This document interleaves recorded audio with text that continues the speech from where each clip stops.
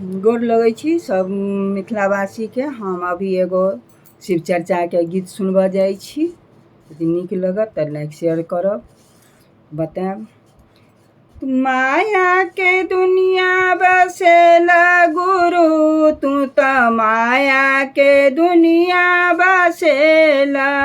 माया के दुनिया बसेला गुरु, तू त दुनिया में रचना रचौला।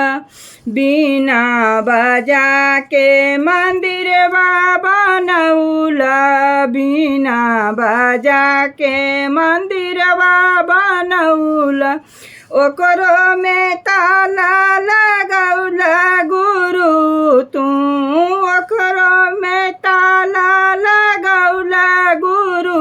तू तो दुनिया में रचना रचौला, ओकरो में ताला लगौला गुरु।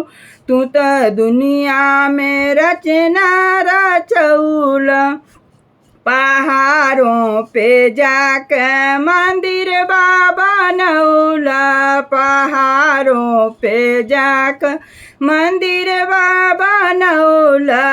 ओकरो में ताला लगौला गुरु, तू तो दुनिया में रचना रचौला। ओकरो में ताला लगौला गुरु, तू तो दुनिया में रचना रचौला। माया के दुनिया बसेला गुरु, तू तो दुनिया में रचना रचौला। बागो लगौला बगैचा लगैला, बागो लगौला बगैचा लगैला।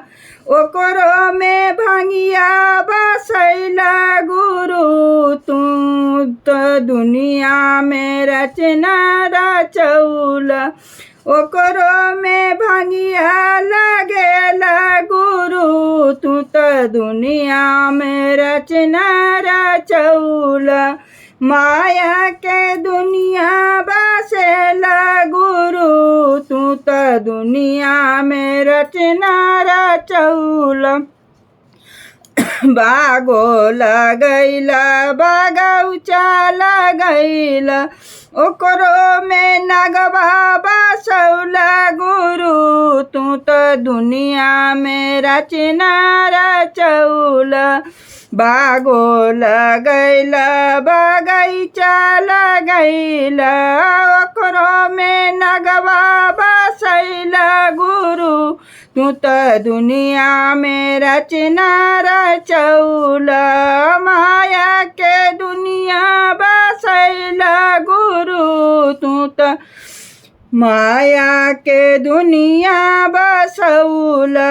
भस्म लगा लगा शरीरिया बनौला, भस्म लगा लगा शरीर बनौला। ओकरो में चांद बसौला गुरु, तू ओकरो में चांद के बसौला गुरु। तू तो दुनिया में लीला रचौला, माया के दुनिया बसौला गुरु। तू तो दुनिया में लीला रचौला।